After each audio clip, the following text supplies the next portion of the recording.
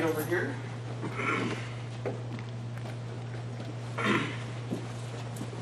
Alright. I want to thank everyone for coming. I really appreciate you all being here. I want to especially make sure to thank my committee for taking the time to read that really long thesis. So the title of my thesis was Improving Magnetic Resonance Thermometry Using Respiration Correction, Ultrasound Focus Prediction, and Golden Angle Stack with Star Sampling. So there's 6 sections of my presentation today, and the change in color will help you keep track of where we are in the presentation.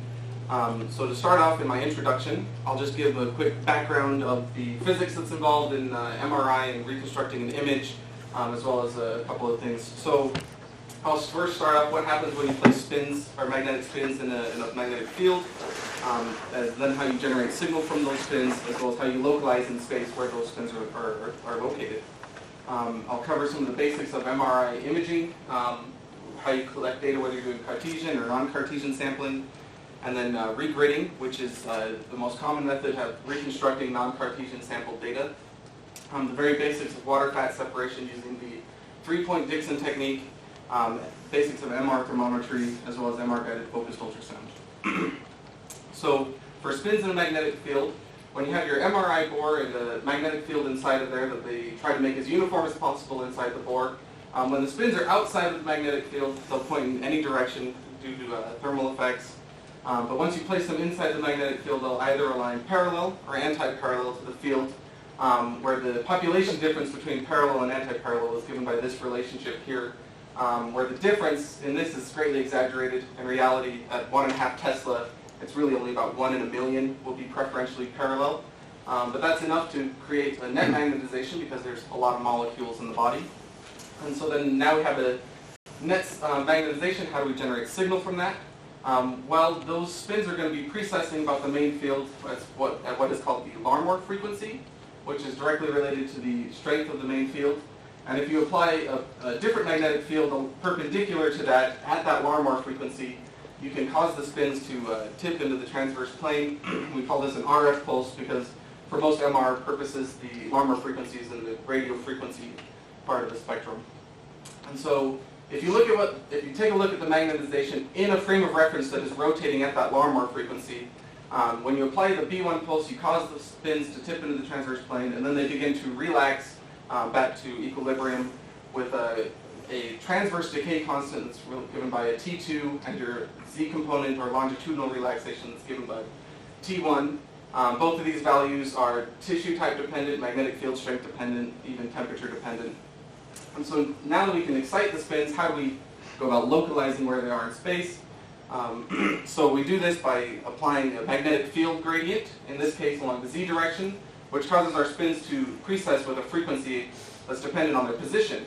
And now if we apply an RF pulse with a specific frequency and bandwidth, we can excite spins at different locations or different slice thicknesses depending on the characteristics of the bandwidth of the pulse and the strength of the gradient that we applied.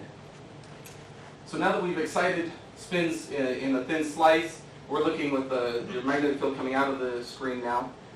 Those spins are going to precess about the main field all at the same frequency. And so in order to localize where they are in space in this plane, we also use a gradient. This one we call the frequency encoding gradient, and it can be along any direction, but in this case, x. And so we are encoding their position by their frequency. So that gives us x. How do we get y? Well, first the gradient is related to a variable called k sub x through its strength and the amount of time that it is turned on. And this kx variable has units of 1/meters, which is in the spatial frequency domain. And I'll discuss more of why that's important in just a second. So in order to get the y position, we simply turn on what we call a phase encoding gradient, and we turn this on for a short amount of time to give the spin some amount of phase dependent on their position in y, and that gives us a ky variable through the same parameters of how strong it's on and how long you leave it on. And then you would turn on your frequency encoding gradient after the phase encode, and then you'd acquire your data. And when you acquire data in this fashion, the measured signal that you acquire is in k-space, which is related to the image or the object that you're trying to make an image of directly through its Fourier transform, where the field of view of your image is given by how the spacing between your k-space samples, as well as the resolution is determined by how far out in k-space you sample. And if you wanted to do a 3D image instead of a 2D, you could simply add another phasing code and say the Z direction, and then you do a 3D inverse Fourier transform to get the image. So here's an example of what K-space would look like. And, once you take the inverse Fourier transform, you get an image. Or if you look at the central region of K-space, is where the low frequency information is contained, and most of the object's information. But if you want to get all the high detail and high resolution, you need to go farther out into K-space in order to get that.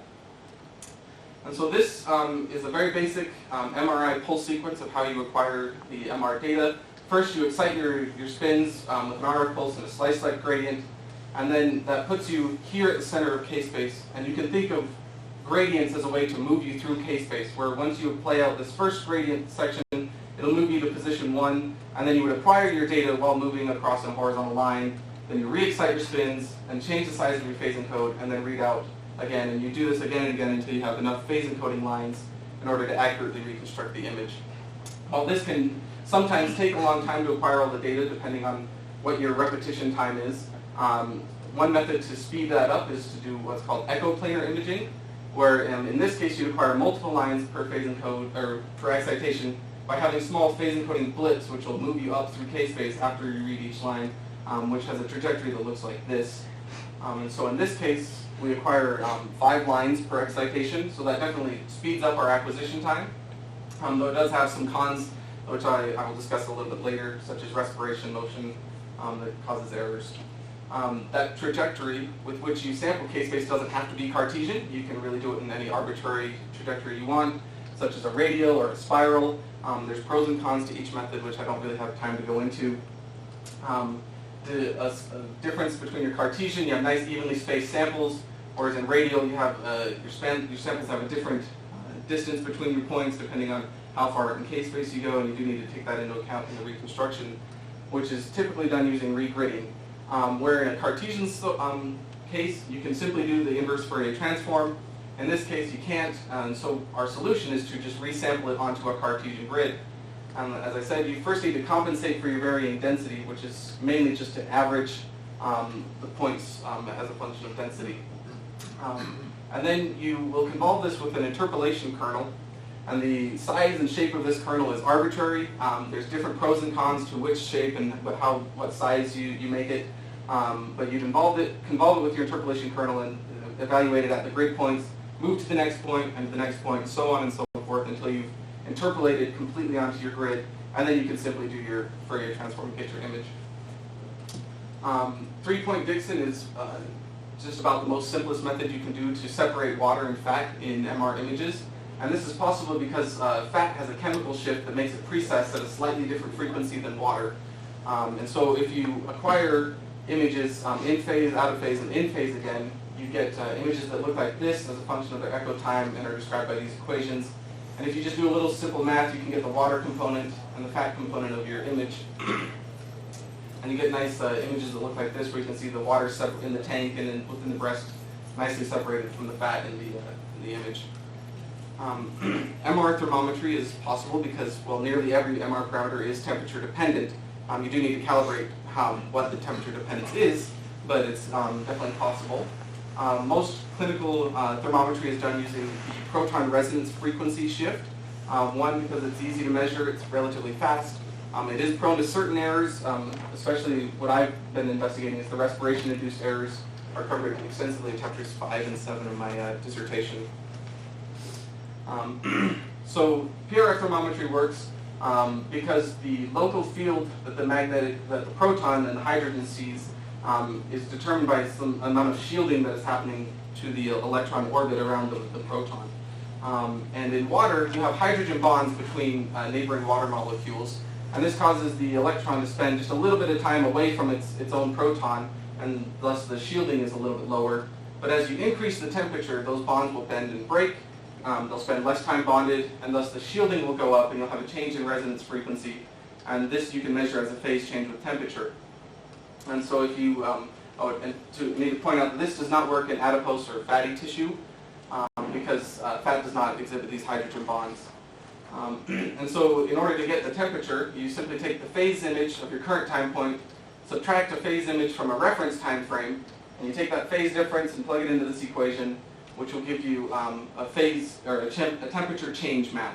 And it's important to point out that this method can only measure a change in temperature. It does not measure an absolute temperature. And so it is important to know what the temperature of your reference time was. Focused ultrasound works through a piezoelectric transducer, which will convert electrical energy into mechanical sound energy, and you can get it at different frequencies depending on how you build the transducer itself. And if you shape it just right, you can get all of your energy to focus down to a very small point and deposit a lot of energy to cause heating or even do some mechanical work depending on what you want to do and the amplitude that you apply that ultrasound at. And this can be very small. For example, the system that our group uses, it's about the size of a grain of rice, and so you can get very localized energy delivery. And when you combine that with magnetic resonance, it's commonly given this acronym of MR-guided FOUS, or focused ultrasound. Here's an example of the breast-specific MR-guided focused ultrasound system that our group has built.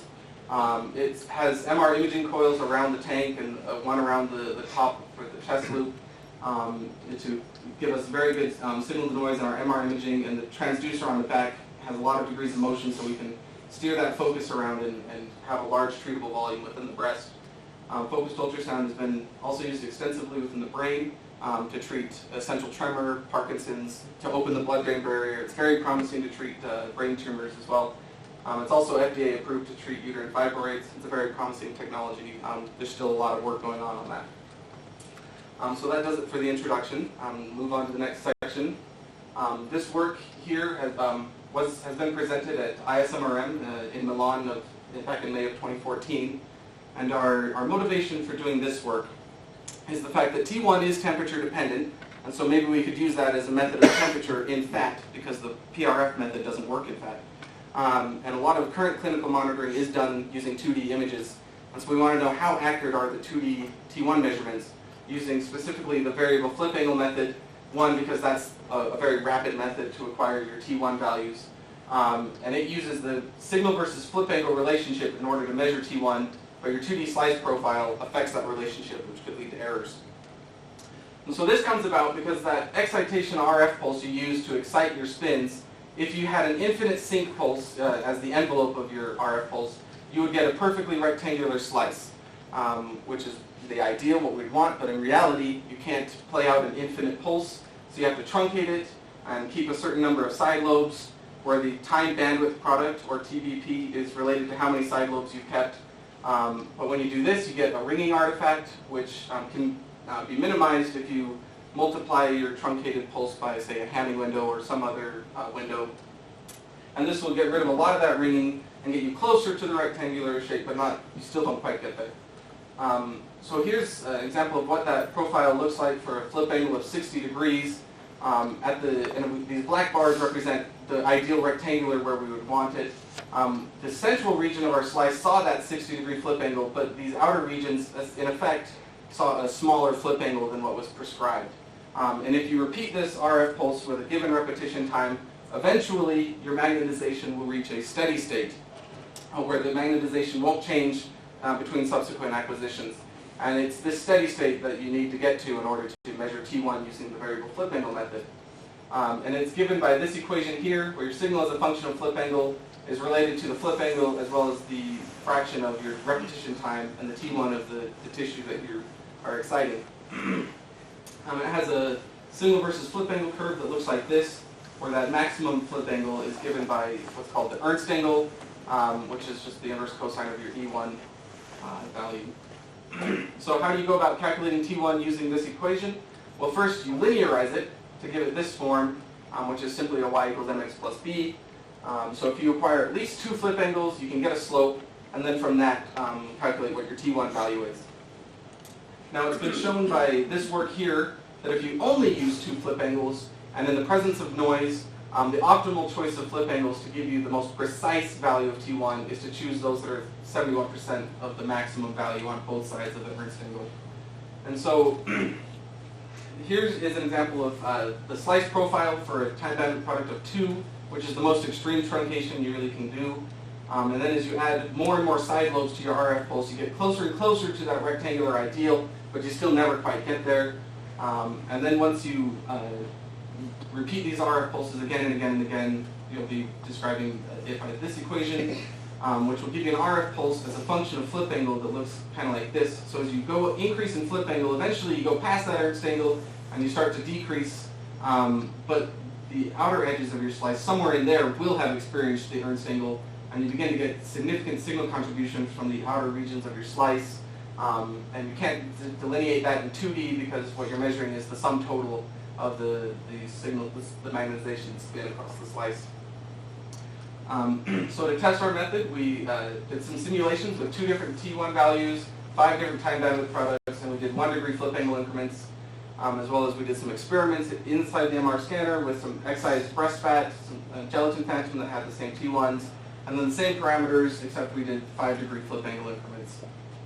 For our experiments, we also acquired some inversion recovery data to estimate T1 using the gold standard is normally the inversion recovery method. So that way we'd have an accurate T1 to compare what our variable flip angle would give us. We also employed a very simple flip angle correction method. In reality, that B1 RF pulse isn't going to be homogeneous everywhere you want, so you're not always going to get the flip angle you need, and you need to know what your flip angle was in order to calculate T1 using this method, and so you need to correct for that.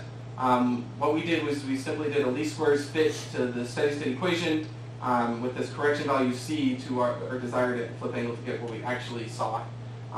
This does also kind of give us an average flip angle across our slice profile, though not quite, because it's not a linear function across the slice profile. But if you look at the normalized signal versus flip angle, for the theoretical is this blue curve here, and then your varying time bandwidth products, as you include more lobes, get closer to that. You can see we don't quite match the theoretical, and so that's going to cause T1 errors. And if we employ this flip angle correction scheme, we do get closer because it kind of averages the flip angle across the slice, but not quite. And if we compare our simulated, which is in dashed, to our solid, which is, to our experiment, which is the solid lines, you can see they don't quite match, and this is due to the experiment having some B1 inhomogeneity, where if we employ that flip angle correction method, our simulation does match our experiment fairly nicely. And so now we can look at, well, how accurate are those T1 estimates? And so if we look at every combination of flip angles for this given time bandwidth product and T1 value, if you choose flip angle 1 and flip angle 2, you get, at this point, like 20% of the actual T1, and you'd never actually get an accurate T1 value from any combination of flip angles with these parameters. And if we look at several time bandwidth products and both T1s that were simulated, without any flip angle correction, you just really kind of can't get an accurate T1 value at all. But once you do employ flip angle correction, you can get an accurate value within plus or minus 5% within these white bands that I've shown here. So depending on which 2 flip angles you choose, you can get an accurate value. But I should also point out that if you have an image with more than one T1 value present, say and I choose these angles to get an accurate value of 280, they wouldn't necessarily give me an accurate value of my 740. So that adds another problem. And if we compare these to our experimentally acquired data, they match fairly reasonably. So to conclude, that 2D slice profile causes the signal versus flip angle to not match your theoretical. And then without flip angle correction, it's basically impossible to get an accurate value. And then with flip angle correction, you can get it within a narrow range of combinations for a given T1 value. But again, this is with that specific flip angle correction method. Other correction methods may or may not perform as well. And so it's basically recommended to use the central slices in a 3D acquisition where you have a nearly uniform flip angle, and then you could get an accurate T1 value for any T1 value in your image. So that does it for that section. Let's go ahead and move on to the next. So this work here has been published in the Journal of Magnetic Resonance in Medicine, as well as had an oral presentation at ISMRM in Toronto in May of 2015. So our goal for this work is, when you're doing a segmented EPI acquisition, it's very sensitive to off resonance, and we wanted to be able to allow free breathing while still being able to get accurate images. And so the respiration motion, even though it's outside of your imaging field of view, does cause a continuous change to your susceptibility, and thus you get phase artifacts, and it leads to problems in your images. And this has been measured in both the brain and the breast by these works here. So, for example, again using our group's breast system, so the breast can be nearly immobilized in this device because we have a little tensioning system down here with a string that attaches to the nipple, and then you would tighten that down and you can nearly immobilize the breast.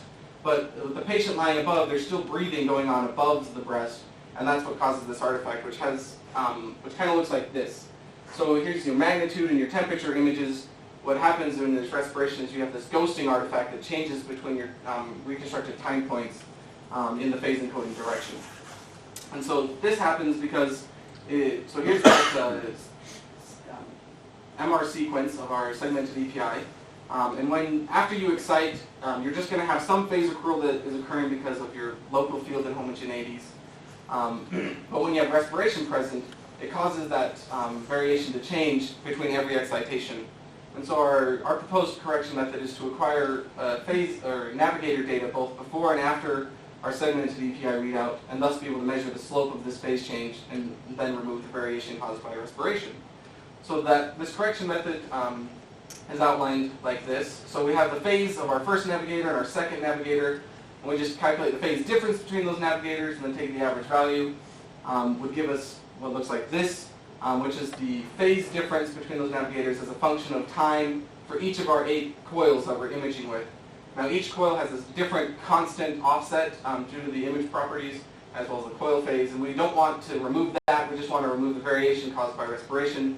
So if we just take the average value across the first image acquisition and separately for each coil and subtract that as a baseline for all image acquisitions, that gives us something that looks like this. So now we just have the variation due to respiration, and this will provide us a coil sensitivity weighted measure of the field shift.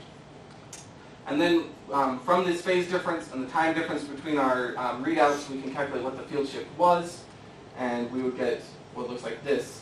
So this is the field shift as a function of time. You can see every breath that the volunteer took, and we're able to measure it quite nicely. This method also measures for a drift in the main magnetic field, as you can see this linear drift in the data due to the gradients warming up as well as the magnet does slowly drift over time.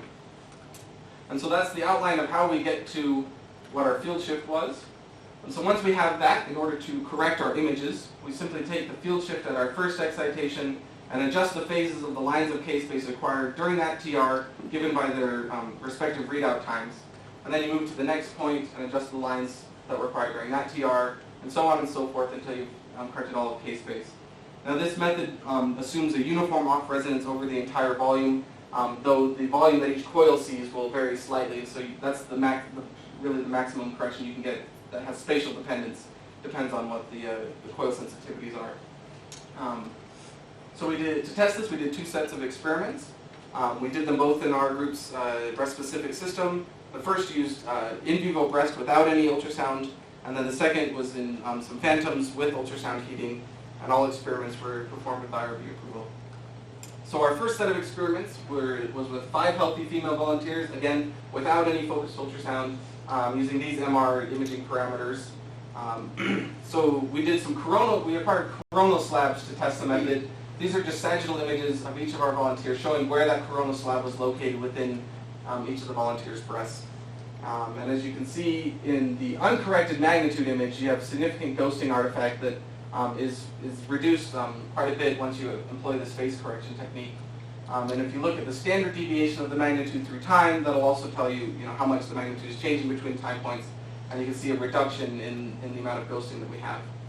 And then if you look at the precision of our PRF temperature measurements within aqueous tissue in the breast, both before correction and after correction, we saw an average improvement factor of 2 within the breast. So that's quite a bit of improvement on the precision. To test it while heating, we used a gelatin and an ex vivo port phantom. We placed a male volunteer above to provide that respiration artifact. We repeated it without the volunteer to have artifact-free images. And we also heated with these focused ultrasound parameters and the same scanning MR parameters as the breast volunteers. So this shows you the setup of our experiment where our transducer is down here and we approximate heating location with the focused ultrasound.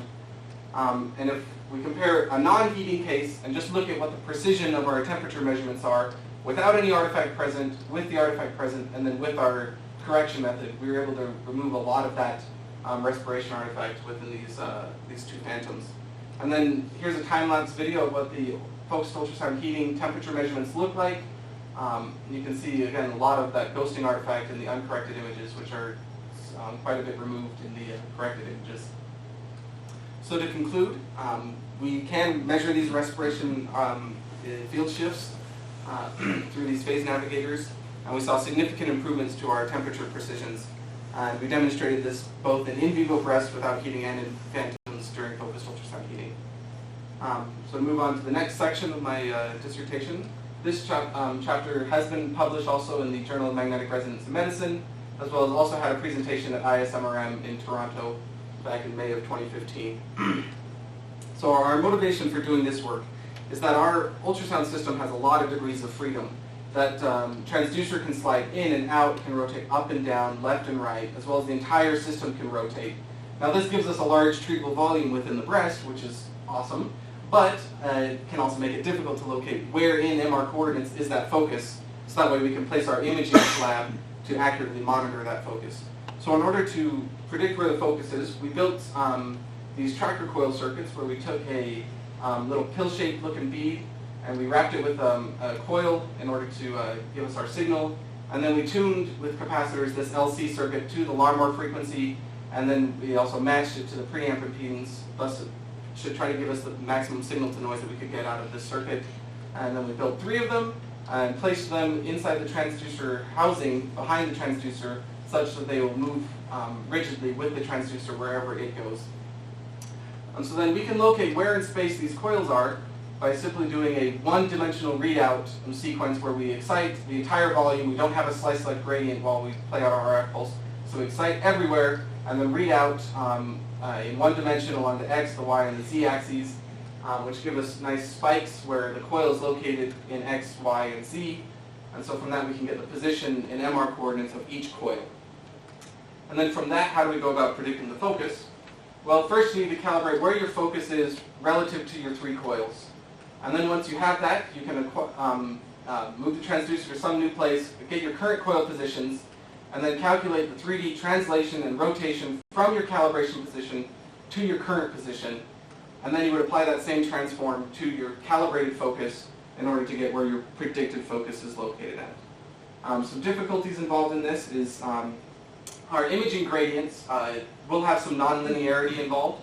The MR scanner, they try to build the gradients to have as linear a form as possible over a possible imaging region, but even as you get towards the edge of that, it does start to curve slightly, and this leads you to measure a wrong coil position because you're mapping frequency to position. It is possible to correct that using this method here, but and as well as you need to have a good calibration of your focus to your coils in order to get a good prediction. So some experiments we did to validate this method is, first we wanted to test how significant is that grad warp. So we started with the coils at isocenter and moved them incrementally out, and then looked at what the correction distance needed in order to correct grad warp was. Also, in order to look at the accuracy of our predictions, we used a breast-shaped homogeneous gelatin phantom, and we placed the transducer in 16 different orientations and positions in the scanner. And then we heated with focused ultrasound while imaging with segmented EPI in 2 different image orientations, one parallel to the ultrasound focus and one perpendicular to the propagation. So that way we could know where in MR space the focus is in order to compare where our predicted is. And then we used the first position as that calibration. And so if we look at, as you move the coils further out from the center of the magnet, the amount of correction you needed to apply to overcome that grad warp got significantly more and more and more. And this became important because our coils are typically about this distance from the center of the magnet when you have a patient in there, because you want the patient's imaging region to be at the center, not our coils. And so you definitely need to account for that 5 millimeter shift or 7, 8 millimeter shift that you see. But once you do that, here we see the PRF temperature profiles in our 3 orthogonal planes for 4 examples of our heating. where the green dot is our center of mass of our heating profile, and the blue dot shows where we are predicting in MR coordinates that focus is going to be. As you can see, we're relatively close in all 4 of these cases, as well as if you look at all 16, we were pretty close in just about all of them. Overall, we were predicting to be within about 2.1 millimeters on average within the homogeneous gelatin phantom. This prediction method is very rapid. The imaging sequence and then the prediction algorithm combined took less than a second in order to do. Again, you just need to make sure that you correct for grad work in order to get accurate coil positions. And then this prediction is specifically from geometry and rotation. It doesn't take into account any ultrasound propagation effects, which may shift your focus if there's a lot of reflection or refraction going on. So to move on to my next to last section, this work here has been submitted to the Journal of Magnetic Resonance in Medicine. We recently got the reviewer comments back, and we're in the process of going through those, and we'll be resubmitting shortly. It also had an oral presentation at ISMRM last year. We'll have another presentation at ISMRM this year, as well as a presentation at the International Symposium of Focused Ultrasound last September. So our motivation for doing this work is we wanted to be able to monitor those focused ultrasound treatments with a large volume coverage with both high spatial and temporal resolution. Normally you have to trade off between your field of view, spatial resolution, and your temporal resolution. We also wanted to allow free breathing. We wanted, of course, accurate temperature measurements, as well as be able to measure or image water and fat simultaneously, and acquire T2 star and M naught, or your signal at echo time 0, to be able to possibly use these as a measure of temperature and fat. And so I'll cover some of the basic theory of this method, where a stack of stars is a non-Cartesian sampling pattern. It acquires radial spokes in plane with a standard C Cartesian phase encode in order to acquire the data, as well as how this acquisition scheme allows us to do self-navigated respiration correction. I'll cover what case-space weighted image contrast, or QUIC, is and how it works, and how this is what we use to increase our temporal resolution, as well as why we chose to do a pseudo-golden angle increment, as well as what the advantage of acquiring multiple echoes buys us. And so our self-navigated respiration correction works like this. So here we have our segmented, or our stack of stars sequence, which, unlike the segmented EPF, doesn't have phase encoding blips. So we're acquiring the same line again and again and again, and we just read it back and forth. So we have that field inhomogeneity, which is going to cause your phase accrual. And similarly, again, once you add respiration into the mix, you're going to cause that to change between every excitation. But instead of acquiring navigators before and after, this radial acquisition acquires the center of K-space with every echo. And when we do that, we can use the center of K-space down the echo train in order to measure this slope, which gives us phase values from the respiration that look like this.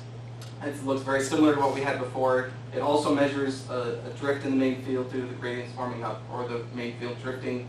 And then once you have this data, the correction method is exactly the same as before. You just use this to adjust the phases of each line during their respective TRs. So QUIC takes advantage of the fact that when you sample with radial spokes, you have a lot of oversampling at the center of K-space. And you don't really quite need all of that in order to reconstruct your image.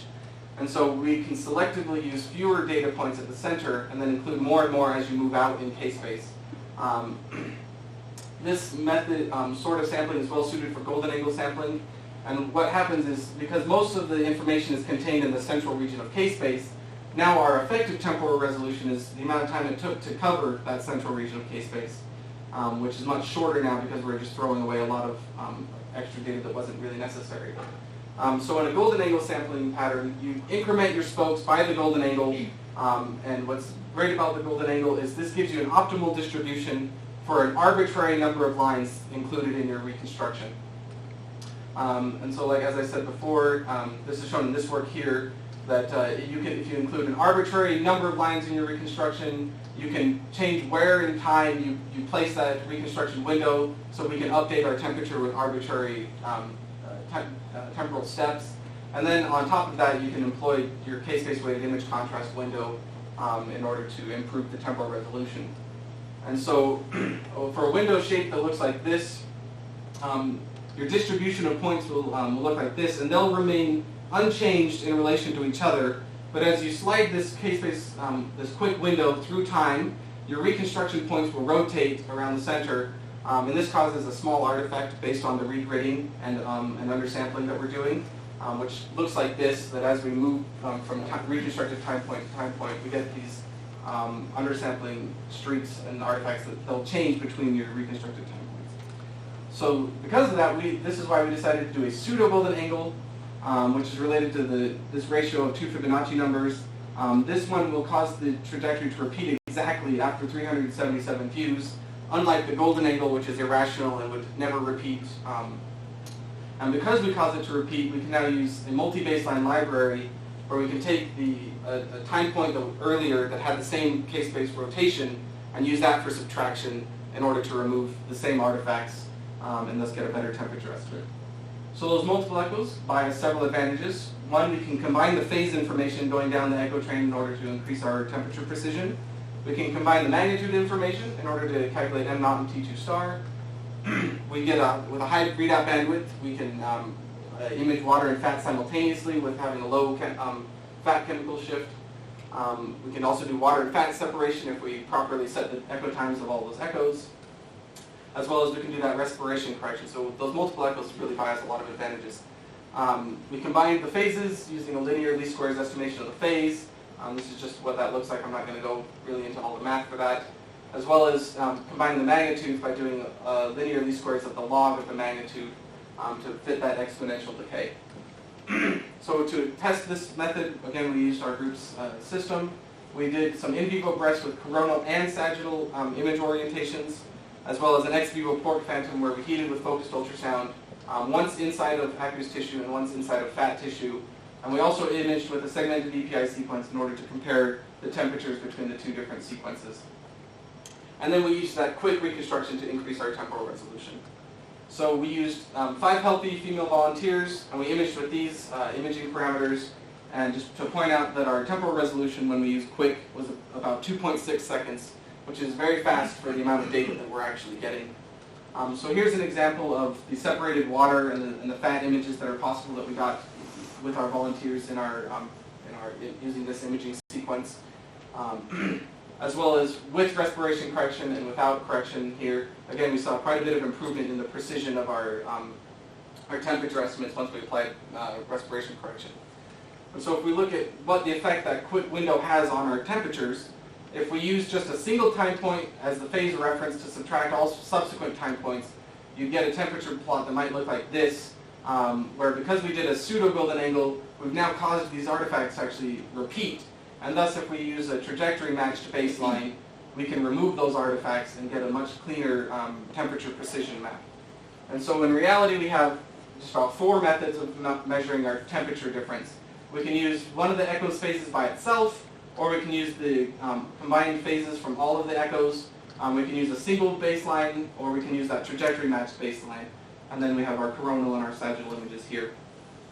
And the best method was the combined echo and the trajectory-matched baseline. As you can see here, where if we took a spatial average of those temperature precisions, the combined echo and trajectory-matched baseline had the lowest precision for each of our 5 volunteers. And here's an example of what the temperature distribution looked like within each of our 5 volunteers in both imaging orientations. We often saw temperature precisions that were like a half a degree or 0.25 degrees Celsius throughout the breaths, which is very precise. It's very nice. So our second set of experiments used a port phantom, had very similar imaging parameters to the breast, except we only did 6 echoes and a shorter TR, which gave us, with our quick, a temporal resolution of about 1.4 seconds. So here's an example of the separated water and fat images in our port, and we heated with focused ultrasound in these 2 locations. And now if we look at a time-lapse video of our temperature measurements using the stack of stars on the left versus the segmented EPI on the right, our stack of stars has a finer update rate because we're able to get that finer temporal resolution, as well as saw similar temperature profiles during the heating compared to the segmented EPI. And one more advantage that I didn't really discuss is that a segmented EPI, sometimes you get image distortion along the phase encoding direction. As you can see, the shape of the tank is a little distorted here, as well as in segmented EPI, you typically have to image using fat sat because of the large chemical shift between fat and water when you're doing multiple phasing codes per excitation. And then if we look at just the hottest voxel as a function of time, within the aqueous tissue, the blue line here is our segmented EPI, and our red line is our stack of stars sequence. We saw very similar temperatures as a function of time for both of those. And then if we look at the change in our M0 and our T2 star as a function of time, when we heat it in the adipose tissue, or in the fatty tissue, when you turn on the focused ultrasound about here, you definitely see a temperature dependence in both of those values.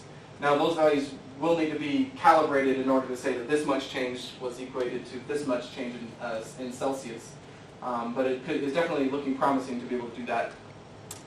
So to conclude, we're able to simultaneously measure many parameters with high spatial and temporal resolution, as well as a relatively large field of view. That self-navigation allows for free breathing in the image or of the patient, as well as our high bandwidth readouts with our echo combination improved our accuracy and precision, as well as we're able to measure fat simultaneously, which will provide us a possible measure of temperature and fat. And then that rotating K-space sampling pattern from the quick does create a small artifact, but you can effectively remove that using a multi-baseline library. So again, just to conclude over everything that I've done, when a 2D slice profile will cause significant errors in your T1 estimates using the variable flip angle method. And so it's basically recommended you do a 3D acquisition in order to make sure you get an accurate value. The FID phase navigators can measure your respiration offsets, and then when you employ this correction, we saw an improvement factor of about 2 within the breast. And we demonstrated this in vivo breast as well as in phantoms with focused ultrasound. Our tracker coil method was able to accurately predict the focus within about 2 millimeters, very rapidly, meaning less than 1 second.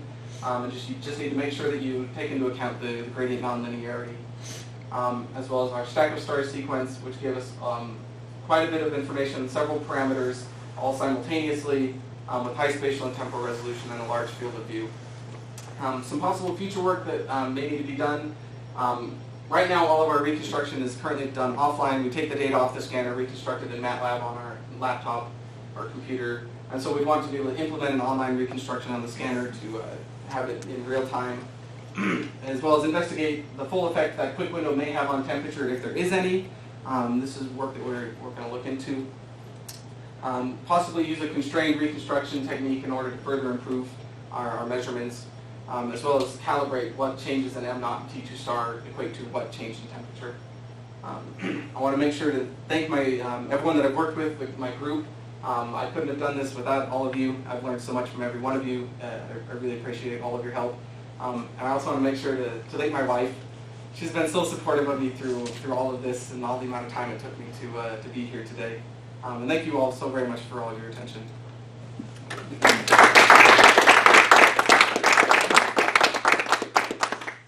Time for questions.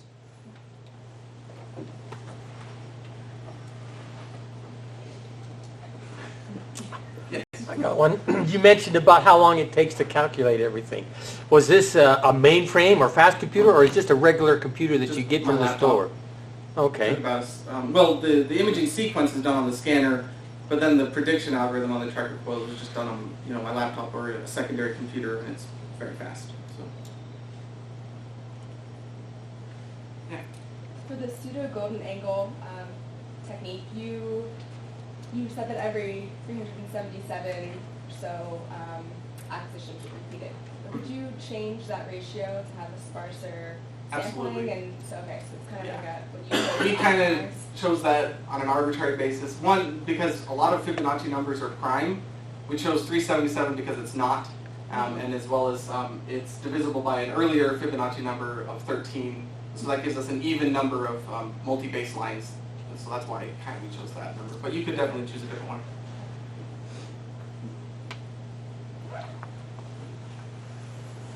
I was going to say, is your resolution you're trying to achieve isotropic? Yes. So why do you choose a stack of stars? Would you have thought about like just a true 3D radial, which tends to be better for a spherical object? It seems like most of your, if it's a head or a breast, your field of view is more spherical. You might get better temporal resolution using a 3D. I mean, a stack of stars is obviously implemented on most scanners, so it's Yes. You could do that full 3D radial, and it looks like the Kushbal type acquisition. Doing the case-based weighted image contrast with that, you'd have two golden angles. You'd have to be incrementing in between one, and so it just make the reconstruction a lot more complicated. But you definitely could do it. It's just be a little more complicated. What is your? Are you isotropic with the stack of stars? Yes, as well. So it's a really thick. It was about 21 millimeter thick slice or slab, and we had 16 slices, giving us about 1.3 millimeters isotropic resolution. Okay, so your in plane is not very high either. It's at 1.3, yeah. With your focal point prediction, you said you were accurate to within 2 millimeters. Is that good enough for the clinic? And then the second question related to that, with the grad warp correction, you said that was, I mean, it depends on where you are relative to isocenter, and but you can move the transducer anywhere, all over, you have all those degrees of freedom. So is that grad warp correction built into wherever you're putting the transducer, or do you have to feed it where the... Okay, so your first question, within 2 millimeters, typically yes. As long as, so if your imaging to monitor has a large enough field of view, if you place that within 2 millimeters of the focus, you're going to capture the focus entirely. As well as the focus on average is about 2 by 2 by 8 millimeters. And so if you're within 2 millimeters of the very center of that, you're definitely going to be at least kind of in it. And then as far as the grad warp correction, it is a 3D correction. So you have to correct for the X, the Y, and the Z gradient differences. And so depending on whether you're going in and out of the bore or you have the whole system rotated 90 degrees, your grad warp correction distance is going to be different. And so yes, it's a 3D correction. Okay. So. You mentioned with the stack of stars, maybe a next step is taking it to like an online reconstruction. Do you have an idea how much work, like how much time does it take to reconstruct on your laptop, and how? My laptop here is a fairly powerful laptop, and reconstruction of each individual time point takes about, I'd say, 20 seconds per time point, and the temporal resolution of that is about 1.5 or 2.6. So I'm an order of magnitude higher in order to reconstruct than what I'm actually acquiring it. My effective resolution is. So that would take some work and parallelization, maybe some powerful computing to do that. So I'd have to look into what can I do to get that closer to what my actual acquisition time is. Got it. Cool. Thanks. So.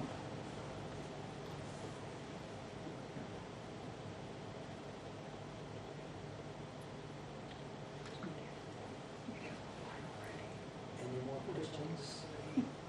Well, I'd like to invite the audience to step outside for a few minutes. We'll ask you some more questions.